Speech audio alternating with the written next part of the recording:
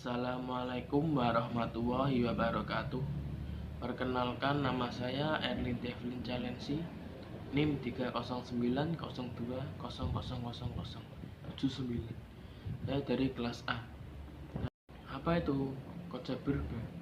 Perubahan merupakan suatu proses di mana terjadinya peralihan atau perpindahan dari status tetap menjadi status yang bersifat dinamis. Artinya, dapat menyesuaikan diri dengan lingkungan yang ada. Menurut Lewin, 1951, mendefinisikan bahwa seseorang akan mengadakan suatu perubahan harus memiliki konsep tentang perubahan agar proses berubah tersebut terarah dan mencapai tujuan yang ada. Menurut Roger, 1962, mendefinisikan teori dari Lewin tentang tahap perubahan dengan menekankan pada latar belakang individu yang terlibat dalam perubahan dan lingkungan tempat perubahan tersebut. Menurut Lipitz, 1973, mendefinisikan mengembangkan teori Lewin dengan menambahkan tujuh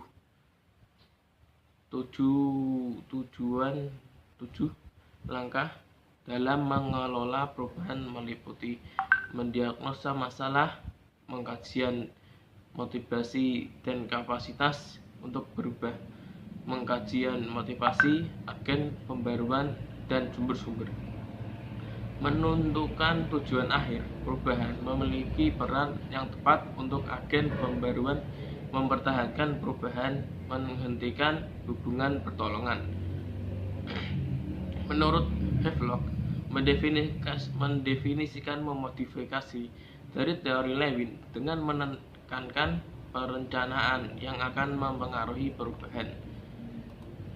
Proses perubahan yang direncanakan. 1. Perubahan yang direncanakan adalah perubahan yang direncanakan dan dipikirkan sebelumnya. Perubahan terencana lebih mudah dikelola daripada perubahan yang terjadi pada pengembangan manusia atau tempat persiapan karena suatu ancaman. Untuk alasan tersebut, perawat harus dapat mengelola perubahan. Perubahan yang tidak direncanakan adalah perubahan yang terjadi tanpa suatu persiapan. Perubahan terencana lebih mudah dikelola daripada perubahan yang terjadi pada pengembangan manusia atau tanpa persiapan karena suatu ancaman. Untuk alasan tersebut, perawat harus dapat mengelola perubahan. Tahap perubahan menurut Lewin: unfreezing, tahap pencairan; changing, tahap pengubahan; refreshing, tahap pembekuan; action research, tahap penelitian. Menurut Roger, awareness, tahap awareness, tahap interest, tahap evaluasi, tahap trial, tahap adoption. Penerapan teori konsep perubahan. Penerapan konsep perubahan dapat dilihat dalam bidang sebagai berikut. Pendidikan. Karena kemajuan zaman, maka setiap periode tertentu dalam dunia pendidikan ada pergantian kurikulum untuk peningkatan kualitas pendidikan. Pelayanan keperawatan. Pelayanan keperawatan di rumah sakit yang dulunya kurang profesional, setelah pasien yang datang ke sana menjadi sedikit, maka rumah sakit tersebut akan melakukan perubahan dengan meningkatkan mutu pelayanan keperawatan yang lebih berkualitas lagi. Cara individu. Mahasiswa yang dulunya malas belajar dan ketika ujian mendapat nilai D, maka dia bisa termotivasi untuk belajar lebih giat agar mendapat nilai B atau bahkan A. Maka terjadi perubahan dalam diri mahasiswa tersebut. Masyarakat yang dulunya kurang menyadari tentang pentingnya akan kebersihan lingkungan sekitar setelah ada salah seorang warganya menderita penyakit DBD, maka masyarakat mulai sadar dan mau berubah untuk meningkatkan pola hidup bersih. Dalam perubahan dibutuhkan penerapan yang tepat agar tujuan dalam perubahan tercapai secara tepat efektif, maka untuk itu dibutuhkan strategi khusus. Dalam perubahan diantaranya: 1. Strategi rasional empirik. Strategi ini karena manusia sebagai komponen dalam perubahan memiliki sifat rasional untuk kepentingan diri dalam berperilaku.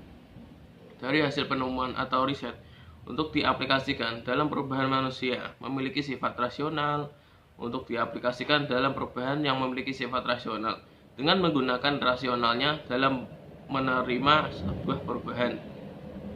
Strategi edukatif normatif. Strategi ini dilaksanakan berdasarkan standar norma yang ada di masyarakat. Perubahan akan dilaksanakan melihat nilai-nilai normatif yang ada di masyarakat sehingga tidak akan menimbulkan permasalahan baru di masyarakat. Standar norma yang ada di masyarakat didukung dengan sikap dan sistem nilai individu yang ada di masyarakat. Pendekatan ini dilaksanakan dengan mengadakan intervensi secara langsung dalam penerapan teori yang ada. Kemampuan ini dapat berkolaborasi dengan masyarakat. Strategi paksaan kekuatan. Dikatakan strategi paksaan kekuatan atau kekuasaan dilaksanakan secara dengan paksa.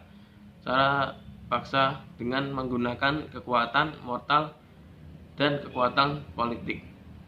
Strategi ini dapat dilaksanakan dalam perubahan sistem kenegaraan, penerapan sistem pendidikan, dan lain sebagainya. Hambatan dalam perubahan.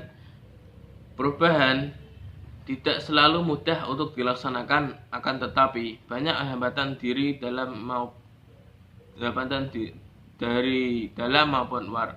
Di antaranya hambatan dalam perubahan sebagai berikut: ancaman kepentingan pribadi, persepsi yang kurang tepat, reaksi psikologis, toleransi terhadap perubahan, kebiasaan, ketergantungan, perasaan tidak aman. Norma. Suggestion. Suggestion. Kita harus menyadari bahwa perubahan akan terjadi dan memang selalu terjadi serta tidak bisa dihindari. Oleh karena itu, kita harus mempersiapkan suatu manajemen untuk menghadapinya. Saya menyadari bahwa penyusunan makalah ini masih banyak kekurangan di dalamnya, baik dalam struktur maupun pembahasannya. Jadi, saran dan kritik yang membangun sangat kami harapkan, dan semoga makalah ini juga bisa bermanfaat. Conclusion. Dalam kehidupan manusia, perubahan tidak dapat dihindari, dimulai oleh kesadaran dirinya sendiri. Oleh karena itu, peningkatan kualitas produksi yang dihasilkan. Perubahan selalu terjadi, tidak banyak orang yang akan suka perubahan. Namun, walau begitu perubahan tidak bisa dihindari dan harus dihadapi oleh setiap manusia.